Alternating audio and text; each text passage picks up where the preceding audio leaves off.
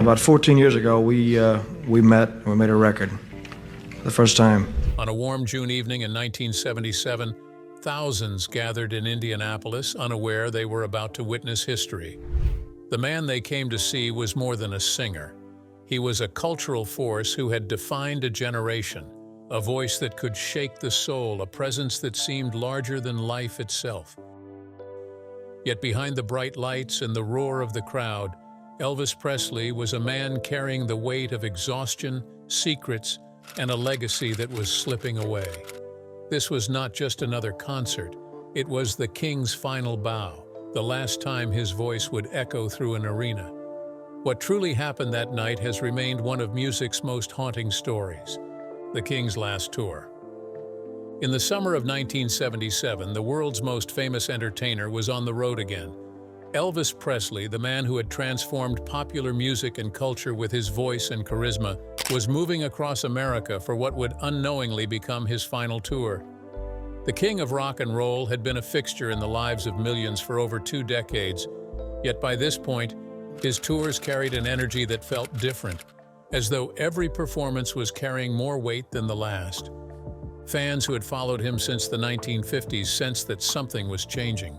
They still screamed his name, filled arenas, and clutched at his scarves, but they also looked at him with concern, wondering how much longer their idol could keep going. The schedule was relentless. The tour buses rumbled from city to city, and Elvis's presence was still magnetic enough to sell out venues night after night. When the spotlight hit him, the crowd erupted with the same frenzy as always.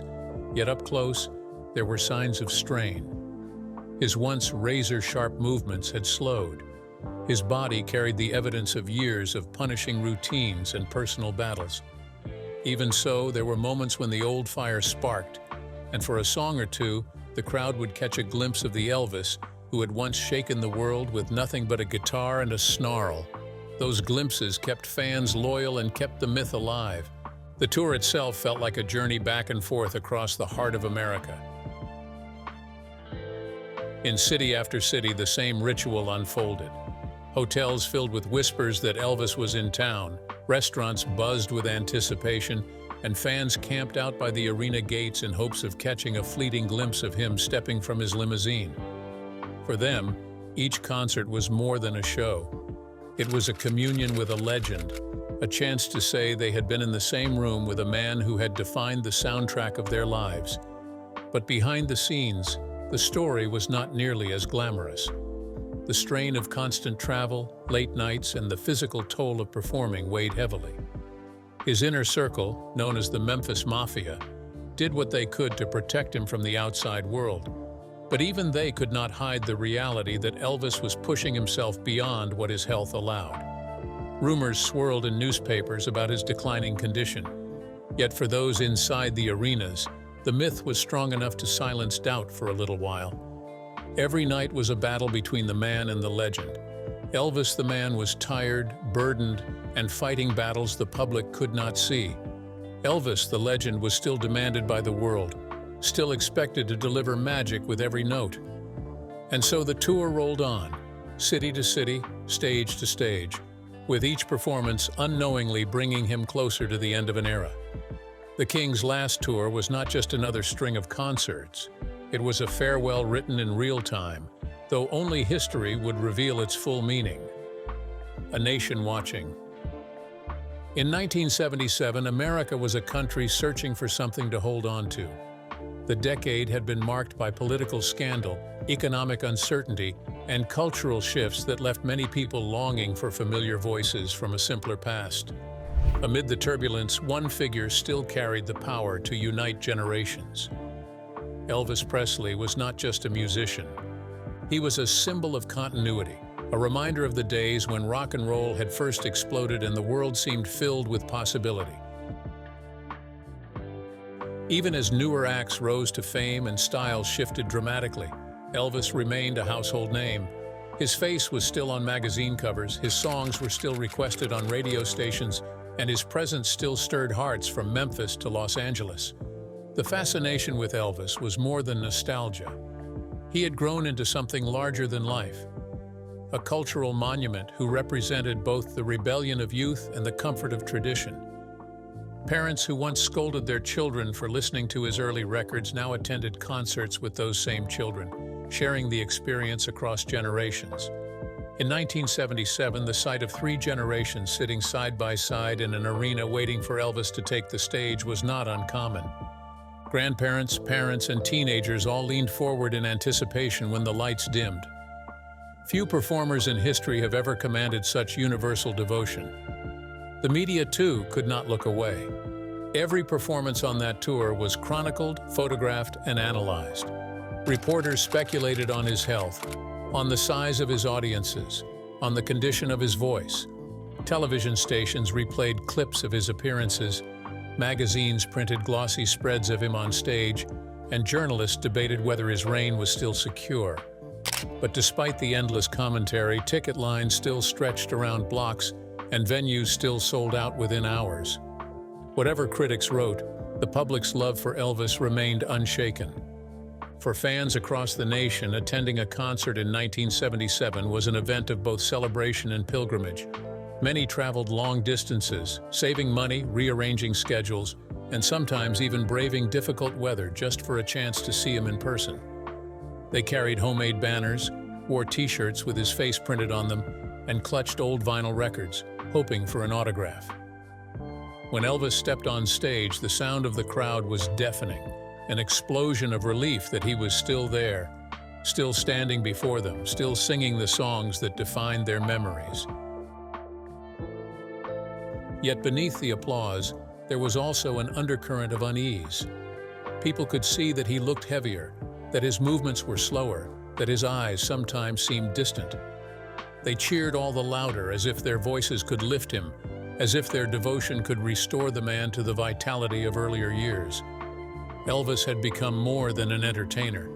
He was a vessel of hope for a nation yearning to believe in something enduring. Each concert was less about musical perfection and more about the reassurance that their king was still with them, still singing, still theirs. And so as the summer unfolded, America kept watching, listening, and holding its breath. Behind the curtain, behind the glare of the stage lights and the thunder of the applause, there was a very different world unfolding in the life of Elvis Presley. While fans saw a dazzling figure in a jeweled jumpsuit moving under the spotlight, those closest to him witnessed a man carrying burdens few could imagine. The reality of touring in 1977 was grueling, a grind that taxed both body and spirit. For Elvis, the stage had always been a place of refuge, a sanctuary where the roar of the crowd seemed to push back the shadows. But once the curtain fell and the arena emptied, the silence revealed a man who was exhausted and fragile. In hotel suites across America, the king lived surrounded by his trusted circle, the Memphis Mafia, a group of friends and aides who handled everything from travel details to protection from intrusive fans and reporters. They were his shield, his companions, and sometimes his enablers.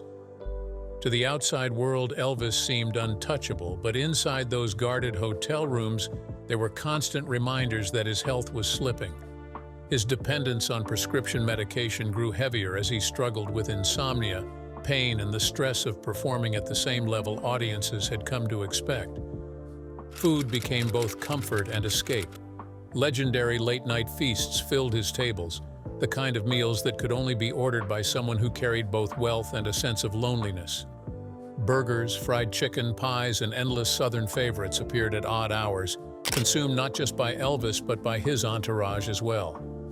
These indulgences painted a picture of excess, but they also spoke of a man who was trying to fill an emptiness that applause alone could not reach. The strain was visible even in rehearsal. Once known for his electric energy, Elvis often leaned on band members for support, sometimes arriving late or skipping practice altogether. Yet when he did sing, there were moments when the old power came surging through, leaving everyone in the room stunned at how that voice could still summon such beauty and force. It was a reminder of the gift that had once electrified the world, even if it now flickered unpredictably. Friends who loved him wrestled with how to help. Some pleaded with him to slow down, to rest, to seek treatment, but Elvis was a man caught between responsibility and denial. He knew fans were waiting in every city.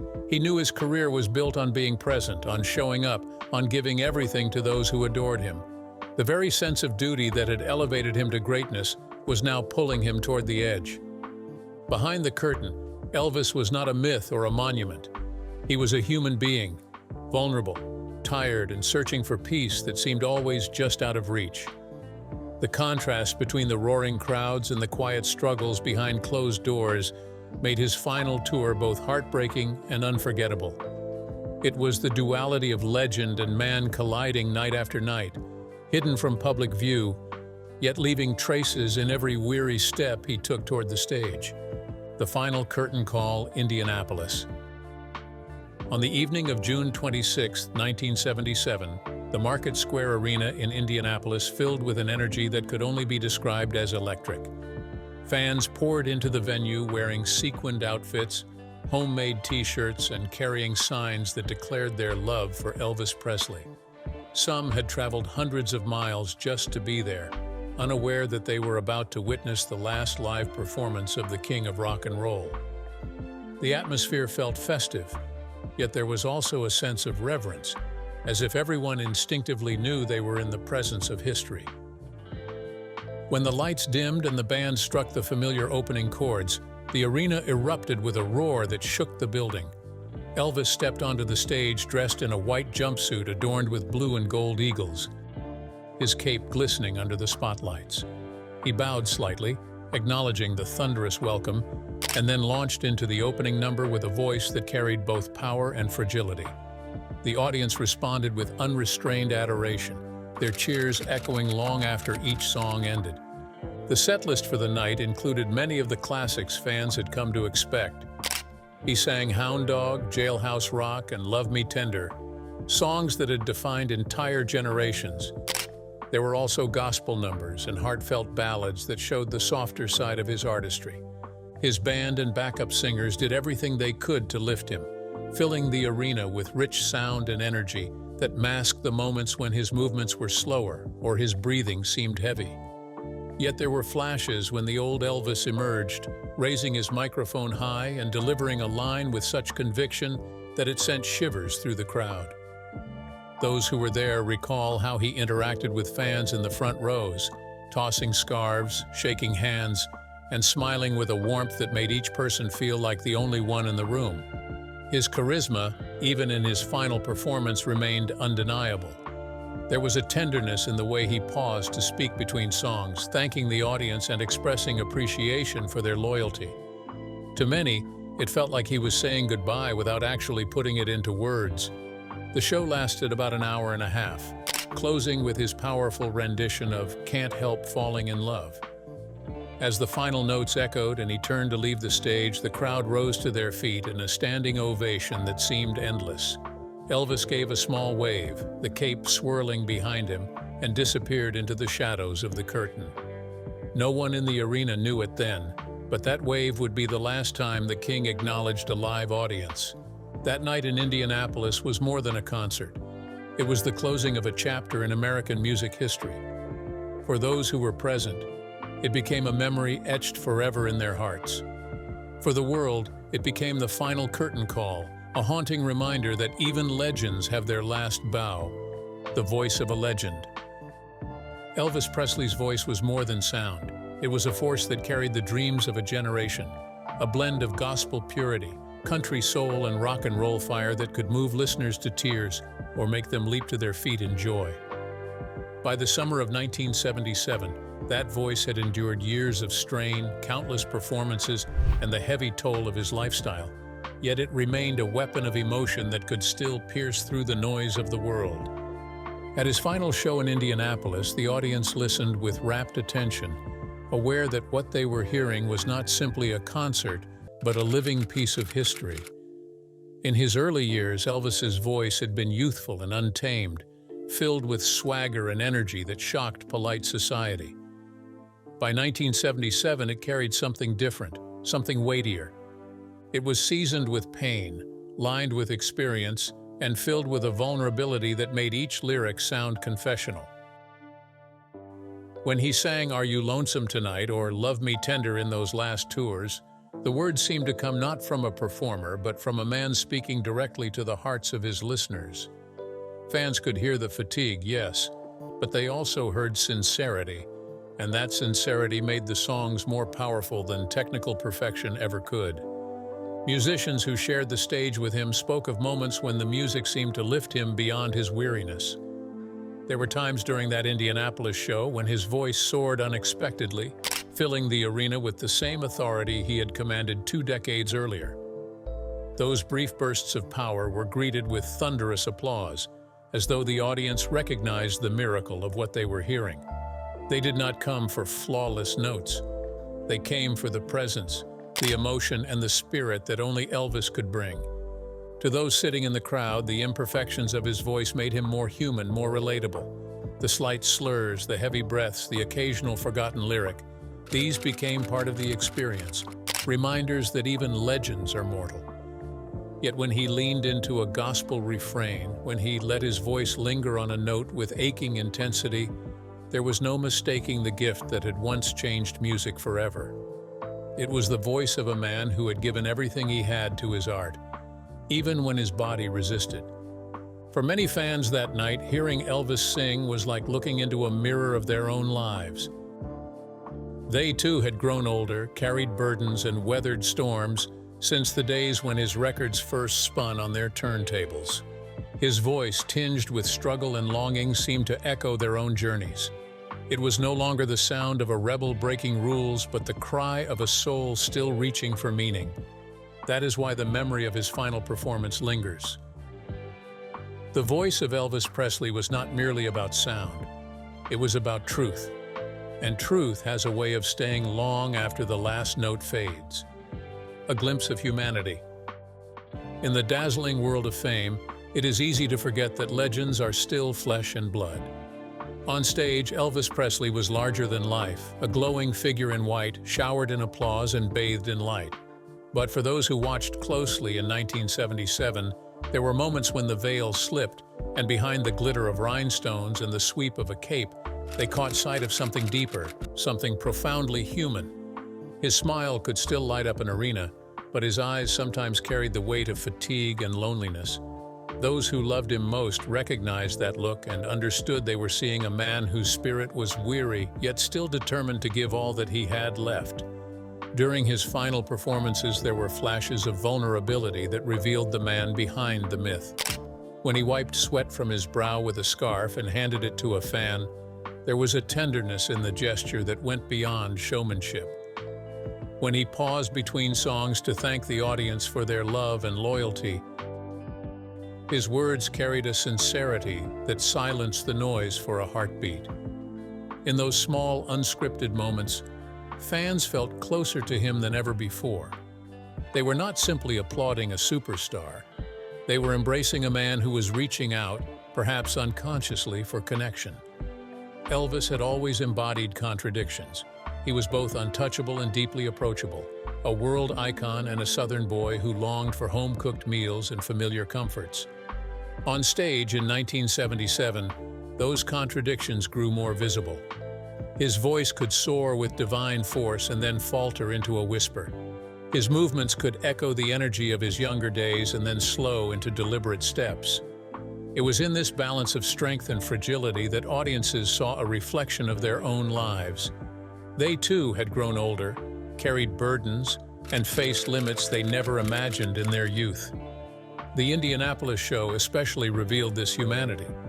Fans who were there speak of how his laughter during lighter songs felt genuine, how his interactions with the band showed affection, and how his bowed head at the end of certain numbers seemed to carry unspoken emotion. They described the feeling that Elvis was not only performing but also sharing pieces of himself. Pieces shaped by years of triumph and years of private struggle. His humanity did not diminish his legend. It made it richer, more real, more relatable. For many, these glimpses are what made his final tour unforgettable. The imperfections, the hesitations, the flashes of warmth and vulnerability all combined into a portrait far more powerful than flawless performance ever could achieve. Legends may be remembered for their greatness, but they are loved for their humanity. In those final months, Elvis Presley gave the world both. He gave the soaring voice of a star and the tender glimpses of a man who was simply doing his best to keep shining under the weight of his crown. Fan memories and eyewitnesses. For those who filled the Market Square Arena on June 26, 1977, the night has never faded from memory. It was not simply a concert. It was a gathering of devotion, a celebration of a man whose music had shaped lives for more than 2 decades. Fans remember the nervous energy in the air as they found their seats, clutching programs and ticket stubs, whispering to strangers who instantly felt like friends because they shared the same love for Elvis Presley. Some described the sound of the crowd before the lights dimmed as a steady hum of anticipation, a heartbeat that pulsed through the building and grew louder with every passing minute. A woman who traveled from Ohio recalled how her hands shook as she gripped her binoculars. She had waited years to see Elvis in person, and when he finally stepped onto the stage in his glittering white jumpsuit, she burst into tears. Another fan, a young man who had camped overnight outside the arena to secure his ticket, spoke later of how the cheers felt like a tidal wave washing over everyone as Elvis began to sing. For him, it was not just entertainment. It was a spiritual experience, a moment that seemed to suspend time. Many eyewitnesses speak of how Elvis's gestures created unforgettable memories. When he leaned down to hand a scarf to a fan in the front row, the woman collapsed into tears of joy. When he winked playfully at a group of teenagers, they screamed so loudly that the band could barely be heard. To those who were there, these were not small gestures. They were personal moments, proof that their idol saw them and cared enough to share himself even in his exhaustion. Some fans recall the imperfections too. They noticed how he moved more slowly, how he seemed tired between songs, and how his voice wavered at times. Yet instead of disappointment, they felt compassion. The struggle made the performance more meaningful. They believed they were seeing Elvis not as an untouchable icon, but as a man still pouring out his heart despite the weight he carried. That vulnerability etched the night deeper into their memories than any flawless show could have done. When the final song ended and Elvis waved goodbye, the audience lingered in their seats, unwilling to let the moment go. Parents held their children closer, couples embraced, and friends whispered to one another that they had just witnessed something they would never see again. In the years that followed, those ticket stubs, photographs, and even fading memories became treasures kept in boxes, framed on walls, and shared at family gatherings. Eyewitness accounts of that night continue to circulate, passed down like folklore, each one adding another layer to the legend. For the fans who were there, the Indianapolis show was not just history. It was a personal story they carried for the rest of their lives. They had seen Elvis Presley's final bow, and no matter how much time passed, they knew they had been part of something sacred. The days after. When the final notes of "Can't Help Falling in Love" echoed through the Market Square Arena and Elvis Presley waved his last goodbye, few could have imagined how little time remained. For the fans who left the Indianapolis concert that night, the air was filled with joy and nostalgia. They carried with them the thrill of seeing the King in person, unaware that they had just witnessed his final curtain call. But as the tour buses pulled away and Elvis returned to the quiet of Graceland, a very different mood began to settle in the days that followed. Behind the gates of his Memphis home, Elvis retreated into familiar routines. He spent hours in his bedroom sanctuary, surrounded by books, records, and the comfort of family and close friends. Graceland had always been more than a house. It was his fortress, a place where he could shut out the demands of the world and find moments of peace. Yet even there, the weight of exhaustion followed him. Those closest to him noticed his weariness, the toll of endless touring, and the struggle to balance his health with the expectations of millions who still adored him. In the press, speculation about his condition grew louder. Newspapers published stories about his physical appearance and the strain visible in his performances. Reporters wondered whether he could continue touring at the same pace, while fans wrote letters filled with concern and encouragement. Some critics were harsh, declaring that his best years were behind him, while others defended him fiercely, pointing to the devotion of audiences that still filled every arena. Elvis himself avoided the spotlight in those days, keeping close to home and letting the noise of the outside world rage without response. Among fans, there was a strange mixture of relief and unease. Relief because they had seen him, heard him, and shared in the magic once more. Unease because whispers of his declining health could not be ignored. Those who had been in Indianapolis replayed the evening in their minds, searching for clues in his gestures, in the tone of his voice, in the way he carried himself across the stage.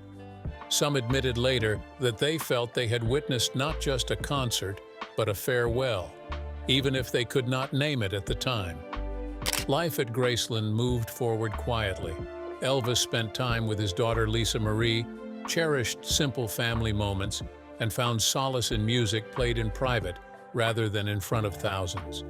His inner circle tried to protect him from the mounting pressures, but the contrast between the roaring crowds and the solitude of home only deepened the sense of finality that hung in the air. The days after Indianapolis were filled with reflection. For Elvis, they were a brief pause, a chance to rest within the walls of the home he loved. For fans, they became the beginning of a waiting period, a countdown they did not know they were keeping. Within weeks, the world would mourn. But in those fragile days after the final show, hope still flickered that the king would rise again to claim the stage. Legacy of the last show. The final performance of Elvis Presley at the Market Square Arena on June 26, 1977, has become far more than a date on a tour schedule. It has entered the realm of legend, a moment where history and humanity intersected on a brightly lit stage in Indianapolis. For those who were there, it was a treasured memory, and for the world, it became a symbol of both the triumph and the fragility of the king of rock and roll. The legacy of that last show continues to grow, not because it was perfect, but because it revealed so much about the man behind the myth. In the decades that followed, fans and historians have returned again and again to that night, analyzing every song, every gesture, every word he spoke. Recordings and photographs have been studied like sacred artifacts, reminders of the final time his voice filled an arena. What stands out is not flawless performance, but resilience. Despite fatigue, despite failing health, despite the crushing expectations of the world, Elvis still walked onto that stage and gave his audience the gift they had come to receive. He showed up, and in showing up, he carved his final mark on the timeline of music history. The concert has taken on almost prophetic meaning. Some remember the way he smiled, the warmth in his voice when he thanked the crowd, the way his wave lingered as he left the stage. It is as if the moment was scripted as a farewell, though no one knew it then. Fans have described how the imperfections of that night made it even more precious. The faltering steps and weary glances revealed his humanity, and in revealing his humanity, he became even more beloved. Legends are admired for their greatness, but they are remembered forever when they allow the world to see their soul. The legacy of the last show also reminds us of the bond between Elvis and his fans. Unlike many entertainers, he carried an almost spiritual connection with those who filled his arenas. They did not come merely for music. They came for communion, for the feeling that they were part of something greater than themselves. That bond did not end when the lights went out in Indianapolis. It deepened. In the years after his passing, fans have spoken of the concert as if it were a sacred service, the closing chapter of a book that will never be forgotten. Today, the Market Square Arena itself no longer stands, but the story of what happened inside its walls lives on in hearts and in history. Every time an Elvis song plays on the radio, every time his image flickers across a screen, the memory of that last bow returns. The legacy of the final show is not sadness but testament, a reminder that even in his final hour before an audience, Elvis Presley gave everything he had left. His voice, his smile, his presence, and his humanity all converged in one unforgettable night, leaving behind a story that still echoes across generations. Elvis Presley's final performance was more than a concert. It was a moment frozen in time, a glimpse of a man who had given everything to the world and still found the strength to step onto that stage one last time. The king's voice may have carried the weight of struggle, but it also carried the beauty of truth. In Indianapolis on June 26, 1977, fans did not just hear songs. They witnessed the closing chapter of a story that continues to shape music and culture to this very day. The legacy of that night lives on in memories and recordings and in the hearts of millions who never stopped believing in the magic of Elvis. His humanity made him unforgettable, and his determination made him immortal. This is why we still talk about him, why we still sing his songs, and why his final curtain call is etched into history. If this story moved you, imagine how many more untold moments are waiting to be uncovered. Could it have happened in any other way? Share your thoughts in the comments. Stay with us, subscribe, and join the journey as we explore the legends, mysteries, and stories that shaped our world.